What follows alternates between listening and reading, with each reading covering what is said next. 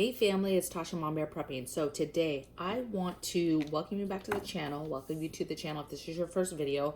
I do want to warn you that this will probably be a little bit longer. I'm going to talk through it as fast as I can, but it's a super important topic that I think I've been seeing lately actually talked about, which normally this is a topic that I 100% believe our I guess country or world, even I really can't say world because I don't know what other countries do and what they discuss about this topic, but we definitely do not discuss this with our society and our people on a regular basis and make sure that people know about this, know what it is, and know how to protect their things and protect themselves from it, and what could be the consequences of something like this happening. Okay, so I want to talk about solar storms or CMEs and things that you can do to protect it. So I kind of have some talking points. I want to talk about a what do you call it, article that I came across on the 23rd, so just a couple of days ago, and just some talking points about what a CME is and how it would affect us. And then I really want to go into the tips and the preparedness part of this, okay? Because I have a lot of them. So basically I came across this article and I'll link it in the description box, you guys. And it basically, the title is called Rare Solar Superstorm Could Prompt Internet Apocalypse Lasting Several Months. Now, if any of you guys are following Alaska Prepper, he did a video on this, I'd say maybe a week ago, and it was a whole different article. So to me, to never hear anybody talking about this and then finally some people are talking about it. Now, I hear about it every single day because I follow certain channels. So I follow Suspicious Observers. I also follow EMP Doctor. He's very good as far as the Faraday Cages.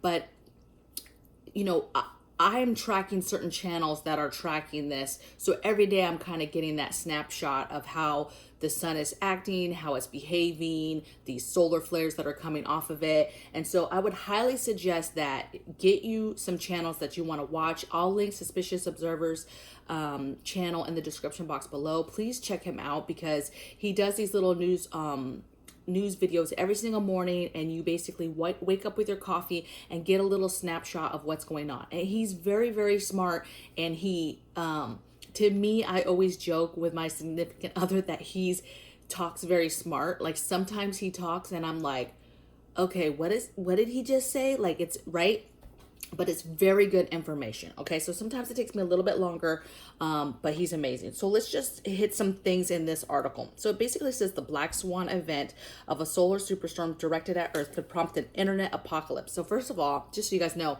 it'd be way more than internet, but internet would be such a huge piece of it in today's world that it would be absolutely devastating. Okay, let's see. It says, one of the greatest dangers facing the internet with the potential of global impact is a powerful solar superstorm. Although humans are protected from these storms from the Earth's magnetic field and atmosphere, they can cause significant damage to man-made infrastructures, which obviously our infrastructures, you guys, are not good right now. They're not good, okay? Yes, I'm sure that we have infrastructure that is backed up and fortified in a way to protect it from CMEs, from EMPs, that type of thing, that type of damage.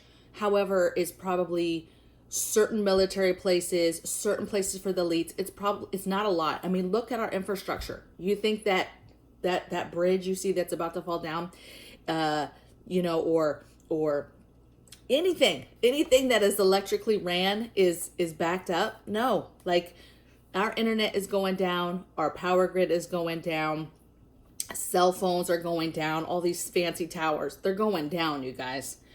Let's see. So a solar storm. So there's a couple different types of solar storms and names, right? So you basically have solar flares and you have CMEs. So CMEs are known as coronal mass ejections. They occur when a large mass of plasma and highly magnetic particles violently eject from the sun. So basically these channels I'm telling you about, they talk about every single day. They're tracking these flares that are coming off the sun, and then they let us know because they track it all the time, kind of where the level is at as far as the level of the storm. And then we kind of know what things could happen, right? And any levels you look at, because there's G levels, there's S levels, there's different levels, right, that you can follow. But just know, typically they're 1 to 5, 1 being the weakest, 5 being the strongest. And lately this year, we've had some definitely 1s, 2s. I don't know if there was one 3 this year or not, but definitely a bunch of 1s and 2s, you guys. And, you know, it definitely says, hey, you know, we're protected, but a lot of people have had headaches and different things like that they experience when we have these lower and moderate storms. Okay. Also, people be talking about their gardens and the way that it's reacting to their plants or how their plants react to it. So just, it's definitely something to pay attention to and to not take lightly. And again, a lot of people are not educated because we just don't follow it and we just don't talk about it. Okay. What I thought was interesting is it talked about countries and how they would react or how they would be impacted. So I thought this was interesting. It said, the U.S. is one of the most vulnerable locations with a high risk of disconnection from Europe, so allies, during an extreme solar event. Intracontinental connections in Europe are at a low risk due to the presence of large number of shorter land and submarine cables interconnecting the continent. Meanwhile, in a severe solar superstorm where occur, Singapore would maintain good connectivity to neighboring countries, while cities in China would be more likely to lose connectivity than India because China connects to much longer cables. Australia, New Zealand, and other island countries in the region would be at high risk of losing most of their long distance connections. So I just thought it was kind of interesting. And it goes on to talk about a different thing. It goes on to talk about an event, right? So why we prep about this is a long time ago I heard about the Canteen Event. Basically, the Canteen Event happened in 1859. Everybody kind of talks about this. Some people definitely know about this event, but we don't talk about solar storms in general. So the Canteen Event in 1859 basically happened. A huge CME hit. I don't know what level it was back in the day, but even back then, we had a bunch of telegraph machines and stuff like that. They caught fire, all types of stuff. Anything that was technological like that was catching fire and totally died, right? Did not work. Now, obviously, back then, you know, we didn't have all the technology, all the cables, all the cell phone towers, all the internet. I mean, we didn't have all these electronic things, right? We didn't have electronic cars. We didn't have all these things, right, that have chips in them and have stuff in them that would be in danger. And so it was basically just a bunch of their telegraph machinery and things like that. But could you imagine today, just to give you an idea, imagine no radios working, ATMs and banks closed, so no access to any kind of money, no power, couldn't find gas, food. There would be total fucking chaos. You'd have no internet, some cars, so any kind of new cars, older vehicles. If you have an older vehicle that does not have any kind of electrical chips and systems, could possibly still work, and then medical machines. Okay, so I think about this kind of like the big earthquake, right? Everybody knows that one day California, it's written in the books, will experience the big one, right? The big earthquake. And I feel like this is kind of it, okay? When they talk about the Canteen Event, they talk about, hey, this type of event should happen about every 100 years. We're way overdue for this event to happen. We've been having solar storms and solar flares that come off the sun every single day. And it's just a matter of time before it's a big one, okay? And a big one today would be absolute chaos, okay?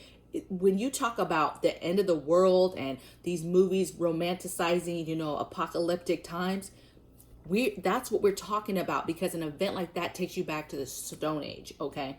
An event like that has power plants, you know, melting down. Like, an event like that is huge, you guys. And so it's definitely something to think about and prepare for.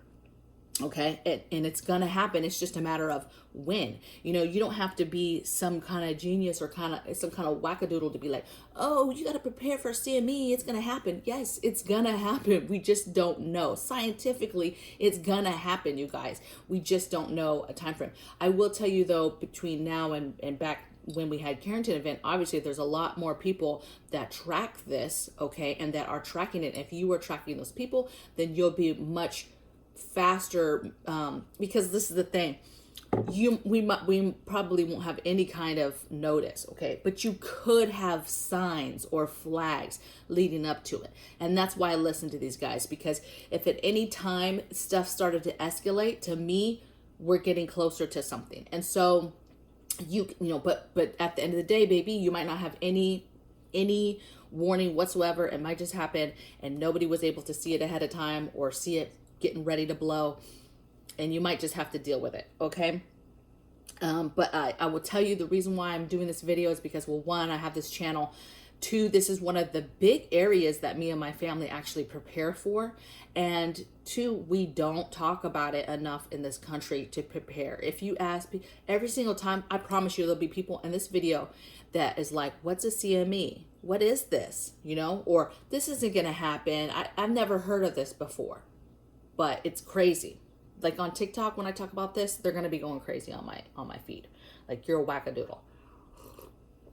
Okay, you guys, let's get into the tips. So I'm at about 10 minutes. Let's get into the tips. What can you do to prepare?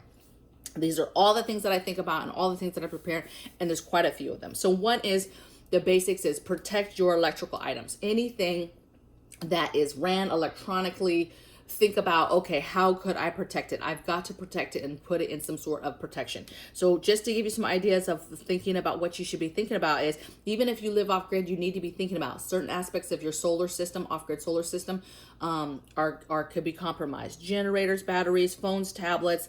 Think about your off-grid cameras for security. So having a system that maybe you can protect, and then that way later when chaos happens, you're able to pull that out and still have some sort of cameras that for you, nobody else knows they're working because nobody else's is, but yours are actually working and connected to a TV inside that you can actually still see outside. Radios, this is super important. If you protect nothing else at all, and you think you're just a person, you're just an everyday person, you're not this super prepper, and you know, if you do anything, get your radios protected so that if there is any kind of communication going on out there after this, you can get that information, okay? Medical, think about medical machines, that type of thing. Anything that runs off of power that is detrimental to you and your family, think about that and how you would protect it. But radios, you have to know what's going on. And if there's any kind of communication still going on at all, you need to have that protected. So your ham radios, your CB radios, you know, a lot of people are like, hey, you got to have that stuff should be set up and ready to go, but it has to be protected in a way, you guys, and I'm going to talk about that in a minute. It has to be protected in a way that will shield it from this, okay? So if you just have it out and it's not shielded in a way, that's bad news. But I'm going to kind of explain how you can do that, okay? Your emergency plans. Next thing is, your emergency plan should already kind of dictate or be written on what your plan is. If no shit, you know, a CME hits, it's huge, you know, it's what is the plan? Are you guys bugging in or bugging out? It's gonna be chaotic, okay? Because think about this, no comms, nobody knows what's going on. They're gonna be losing their mind, because everybody's gonna be like, it's literally the end of the world, okay? Once they start communicating and realizing how big it is, okay? So plan if it's a bug in, bug out. If it's a bug out, you need to be jetting to whatever that location is as fast as you can. But again, remember, you're not having a car, possibly you're on foot. And then if you're bugging in, you need to immediately be thinking about fortifying your home and making it as safe as possible. Okay, third thing I have is have cash, get cash. So cash, to me, long-term CME hits, end of the world, we're going back to Stone Ages. You know, I don't know how long cash will be good for, but at first it will be vital, okay? Cash in a situation, because nobody else will know what to use to get things, right? If there's any kind of store still selling stuff, any kind of gas to be got, anything extra, cash is the only thing that people are going to really know and understand can be used, right? But some people, it's just a matter of time before people just realize, like, the dollar has no value. I'm not taking dollar. What else do you have, right? What else do you have to barter?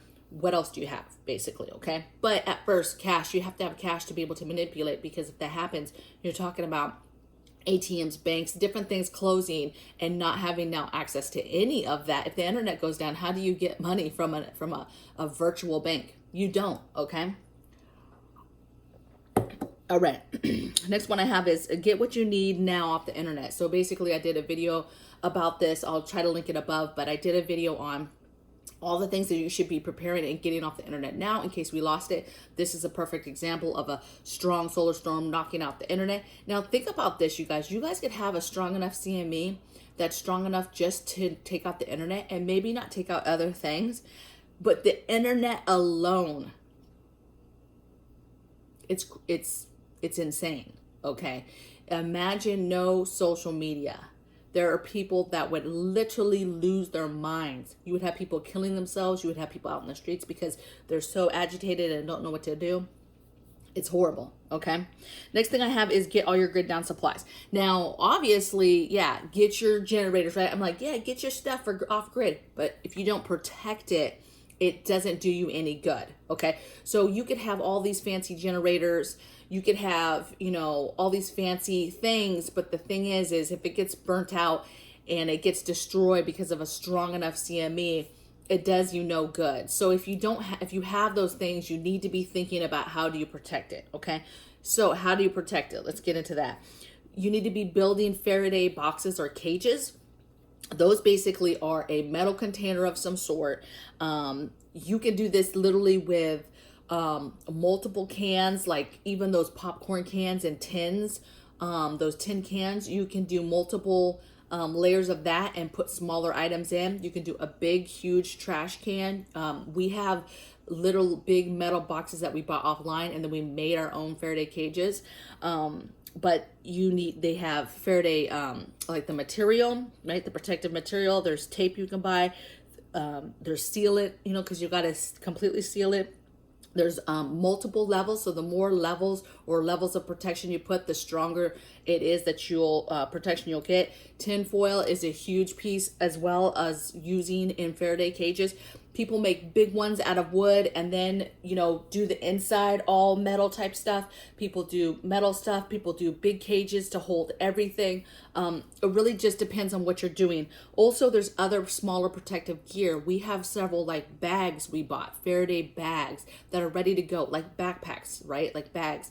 And we have several things. We basically just did a bunch of little kits and these bags that are protecting all types of stuff, small radios, walkie-talkies, batteries, different things like that.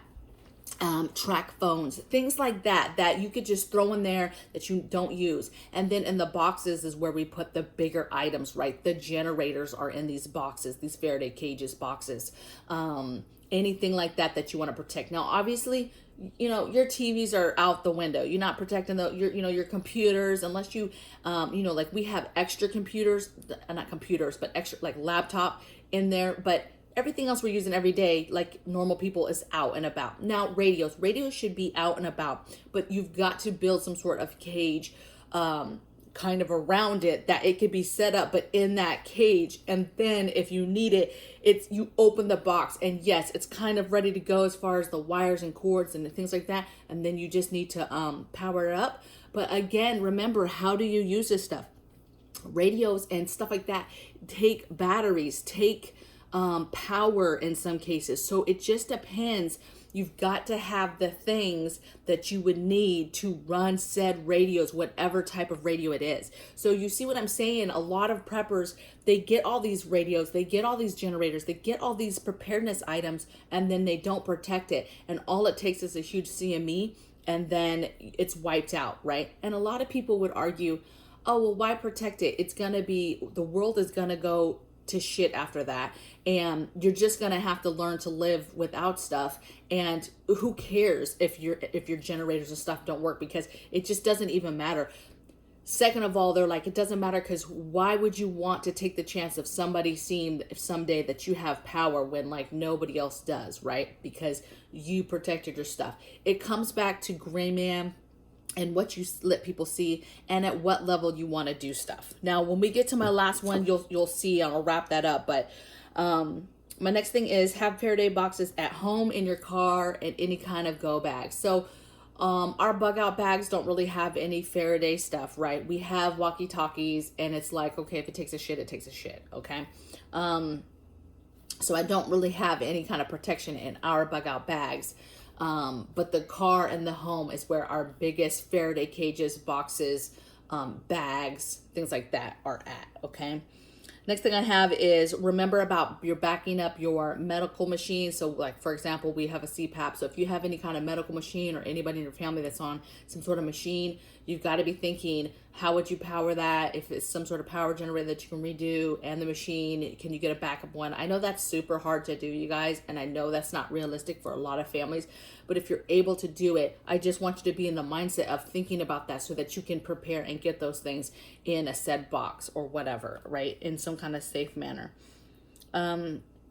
Okay, next thing I have, I'm almost done, you guys. I think I have like 3 more. So replace your work tools. So right now, think about if we had to go back to Stone Ages and a huge CME hit and all of a sudden everything is knocked out and your power tools and things like that aren't going to work anymore.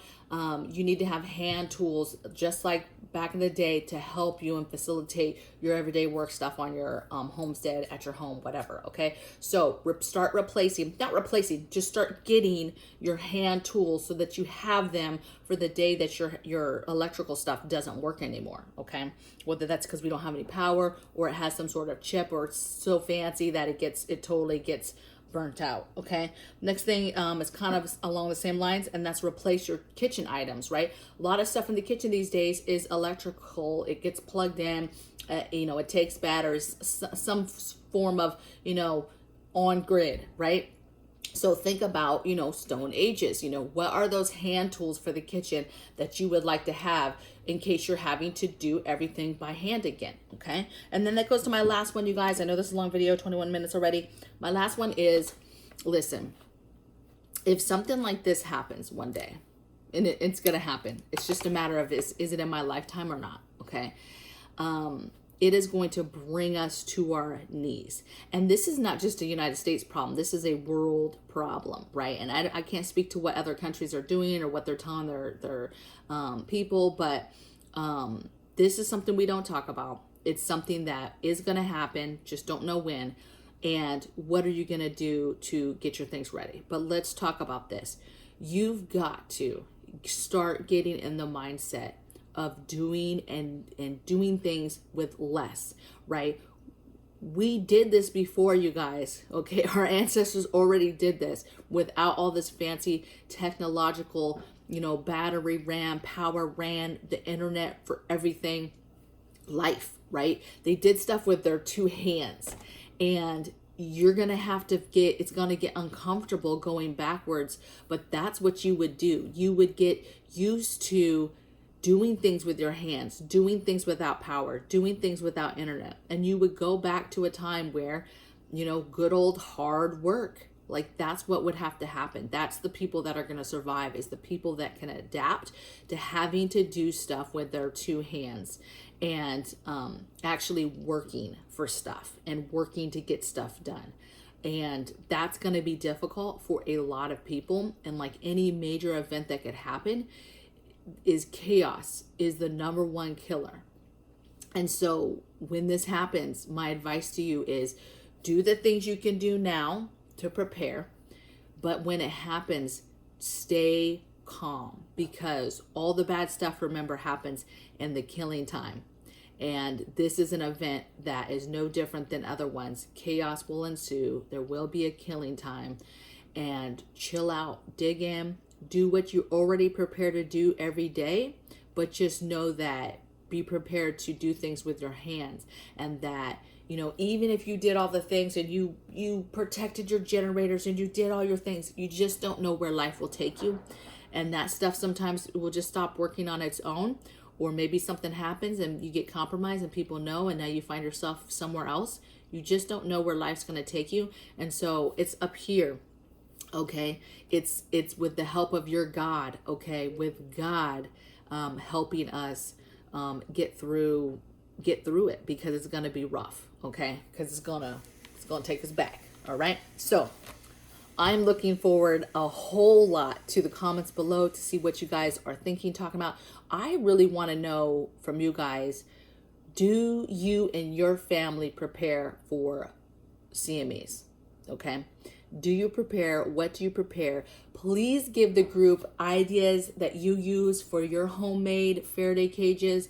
I'm going to link another guy I watch, EMP Doctor, or is it Doctors? I think it's EMP Doctor, because he does great information about Faraday cages and protective boxes and things like that. Okay. And so, I think that watching him and watching a few of his videos, just so you get the basics of what you need to do for a Faraday cage, because he goes through all types of examples of stuff that would work. Now, you guys, if you prep for a CME, in my opinion, then you're prepping for an EMP as well, which an EMP could happen, you know, an enemy could set off a bomb with an EMP. And it's kind of the same thing as far as totally frying everything. And so if you do these Faraday cages, you're kind of prepping for both things, if you will, okay? But solar storms, starting to see them talk about a little bit about it. I'll probably get some comments below about, hey, fear porn and you know, why are you trying to scare people? And I'm telling you, it's like the big earthquake. It's gonna happen. It's just, is it in my lifetime or not? That's it. It's gonna happen, you guys. So it's like, what do you want to do to prepare? And even if you don't do these things like Faraday boxes and all this stuff, better be preparing up here at a minimum, because life will change. Okay, so I'll see you guys on the next video. Take care. Blessings from my bear cave to yours. Bye. And it's still